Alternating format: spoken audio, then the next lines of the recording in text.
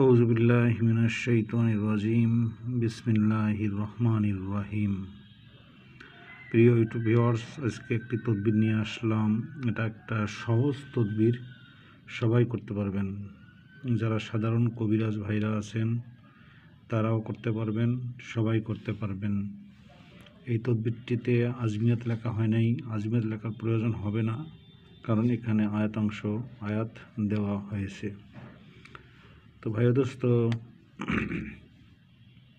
এই তদবিরটি সেই ক্ষেত্রে ব্যবহার করা যাবে অনেক রোগী জিনের আক্রান্ত হয়ে থাকেন, জাদুতে আক্রান্ত হয়ে থাকেন।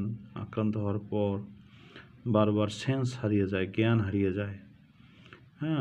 জ্ঞান আসতেছে, চেতন হচ্ছে, আবার পরক্ষণে জ্ঞান হারিয়ে যাচ্ছে, আবার পড়ে যাচ্ছে, আবার ঘুমিয়ে যাচ্ছে, অচেতন হয়ে যাচ্ছে, দাঁত খিল লাগতেছে, কথাবার্তা বন্ধ হয়ে যাচ্ছে, হাঁটাচলা বন্ধ হয়ে যাচ্ছে, অর্থাৎ খিল লাগতেছে, বারবার খিল লাগতেছে।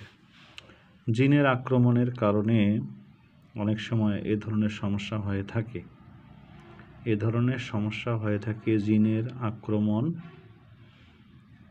জিনের আক্রমণ শুরু হলে, অর্থাৎ জিনের আক্রমণ হলে বারবার খিল ধরবে, সে অজ্ঞান হয়ে পড়ে যাবে। অনেকে এটাকে মৃগী রোগীও বলে থাকে, তবে মৃগী রোগ কিন্তু জিন থেকে হয়ে থাকে। আর এই শয়তান তার বাহিনী বারবার আক্রমণ করার কারণে রোগী অচেতন হয়ে যায়, ঢলে পড়ে, নিস্তেজ হয়ে যায়।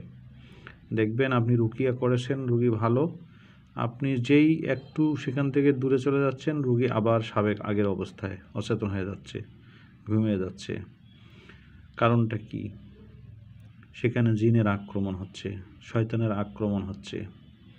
তো এই শয়তানের আক্রমণ, জিনের আক্রমণ ঠেকানোর জন্য, সেই রোগীটাকে অচেতন হওয়ার হাত থেকে রক্ষা করার জন্য এই তদবিরটি বিশেষ কার্যকর।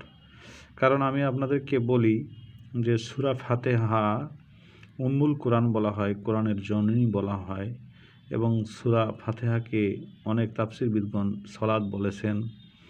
এই সূরা ফাতিহা এমন একটি সূরা যা আল্লাহ আমাদের নিয়ামত হিসেবে দান করেছেন, বরকত রহমত দিয়ে ভরপুর করে দিয়েছেন, যা অন্য কোনো কিতাবে এরকম সূরা আসে নাই।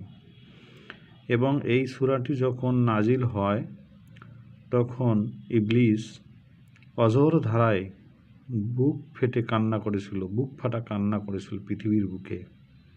তাই এই সূরাটি ইবলিস কখনোই সহ্য করতে পারে না।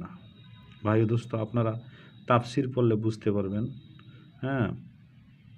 তো যাই হোক, এই জন্য একটি রোগীকে বারবার যখন জিন আক্রমণ করে, সেই রোগীকে অচেতন করে দিচ্ছে, তখন এই তদবিরটি আপনি লিখে চীনামাটির প্লেটে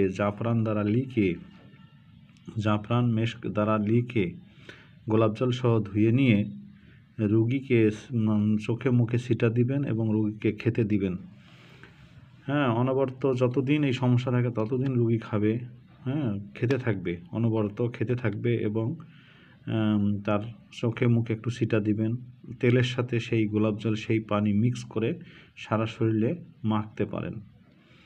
তো ভাই দোস্ত, যদি এই তদবিরটি লেখা হয় এবং এই তদবিরের পানি পান করা হয়, তাহলে জিন শয়তান কান্নায় ফেটে পড়বে। কারণ সে ভাববে, হারে আমি আক্রমণ করতেছি তার আল্লাহর থেকে দূরে রাখার জন্য, সে বরং আল্লাহর প্রশংসামূলক বাক্যের আশ্রয় নিয়েছে।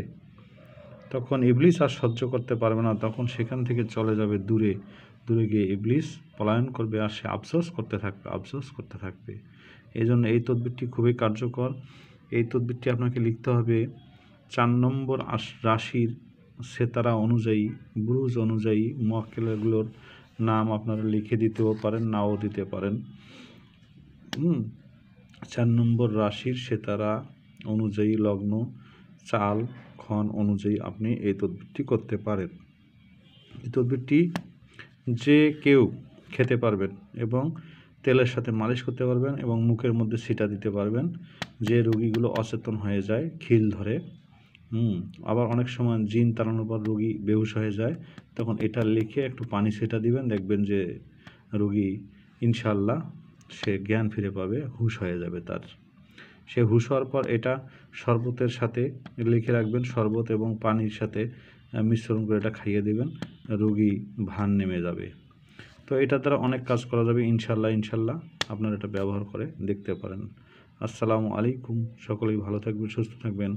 আমার চ্যানেলটি ভালো লাগলে সাবস্ক্রাইব করুন। ধন্যবাদ। আসসালামু আলাইকুম রহমতুল্লাহ বারাকাতুহু।